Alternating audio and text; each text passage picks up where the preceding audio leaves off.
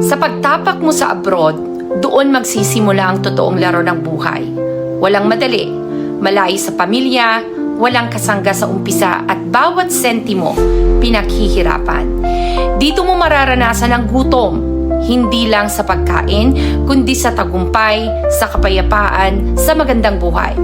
Kaya kung gusto mong mabago ang takbo ng buhay mo, baguhin mo muna ang mindset mo. Imbes na reklamo, gawing aral.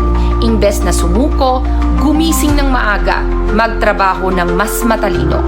Dahil ang tagumpay sa abroad, hindi lang para sa masisipag, kundi para sa mga may malinaw na layunin, tamang diskarte, at paniniwalang kaya nila. Mindset muna, bago resulta. At kapag nabago ang mindset mo, dyan magsisimula ang tunay na pagbabago ng buhay mo.